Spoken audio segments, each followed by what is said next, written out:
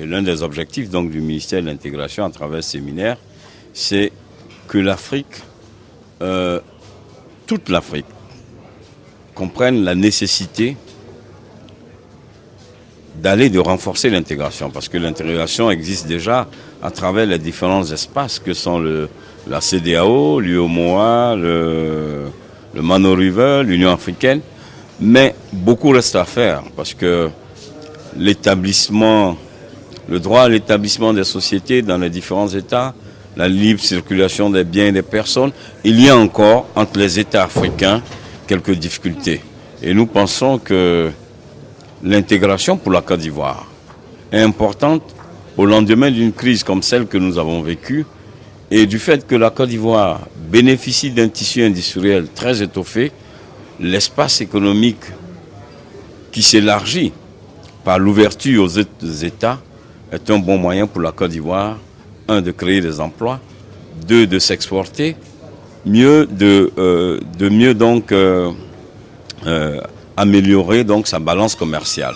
Autant d'éléments qui montrent que la Côte d'Ivoire a tout intérêt à aller à l'intégration.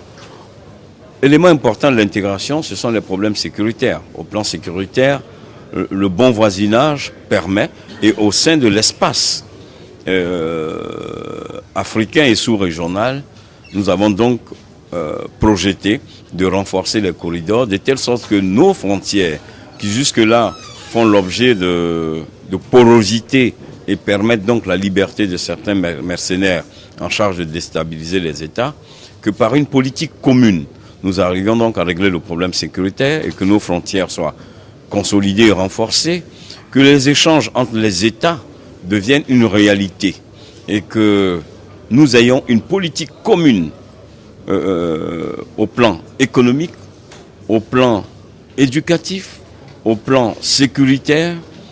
et qu'ensemble, nous ayons des politiques communes de lutte contre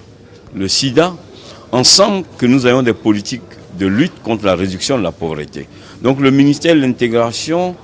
à travers ce séminaire, c'est comment définir la politique nationale au fin de la mettre en adéquation avec les politiques régionales définies par les différents espaces que sont la CEDEAO et l'UEMOA. Tels sont donc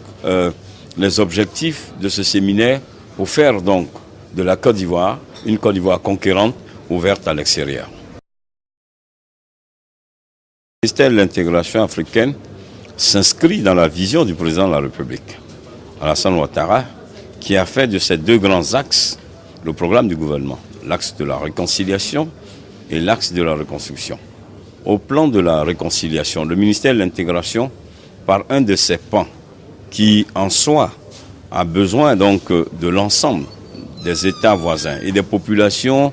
habitant en Côte d'Ivoire, non ivoiriennes, à adhérer à la politique de la réconciliation. Le ministère de l'Intégration a, dans l'un de ses axes, développé une politique à travers donc son comité d'écoute des populations ouest-africaines et non ivoiriennes. Vous savez que pendant cette crise, la Côte d'Ivoire a bénéficié d'une mobilisation de l'ensemble de tous les États africains. Et malheureusement, de notre comptabilité macabre née de la crise post-électorale, il y a eu beaucoup de victimes non ivoiriennes. Donc le ministère de l'Intégration, en coordination avec la commission de réconciliation dirigée par le Premier ministre Bani, mettra en place une politique donc de soulagement, même ne serait-ce que moral, mais surtout mettra en place une politique d'assurance pour que, avec la commission, nous puissions rassurer nos États voisins sur la nouvelle Côte d'Ivoire, sur la nouvelle vision du président Alassane Ouattara, pour permettre aux populations non ivoiriennes de se sentir bien et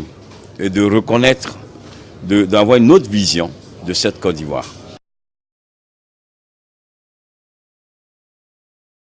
Au plan de la reconstruction, comme je le disais tantôt, nous avons un programme en charge de coordonner les politiques sectorielles et les politiques régionales. Par exemple, la connexion de l'électricité entre la Côte d'Ivoire et le Libéria, la route qui doit partir donc de Mankono pour arriver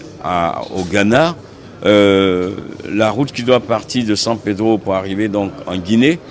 Mais le projet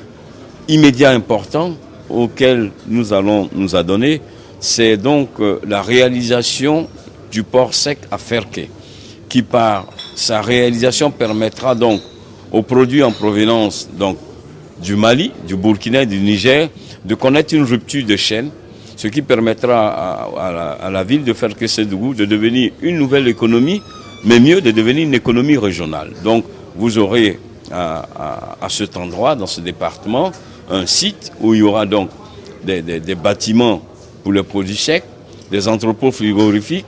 et un abattoir. Donc vous aurez un système de guichet avancé du port d'Abidjan. Parce que il faut que vous sachiez que la Côte d'Ivoire, il y a 7 ans, représentait 55% du transit de marchandises des pays de l'Interland. Aujourd'hui, nous sommes à 20% du fait d'abord de la crise et deuxièmement de l'amélioration des différents ports concurrents que sont le Togo, le Cotonou. Mais ceci étant, nous sommes dans l'intégration. Mais la Côte d'Ivoire, par donc l'amélioration de ses infrastructures et le développement des villes frontalières, devrait, par la coordination que va mener le ministère de l'Intégration, dans les 2 années à venir, partir de 20 à 40% au niveau donc, du port.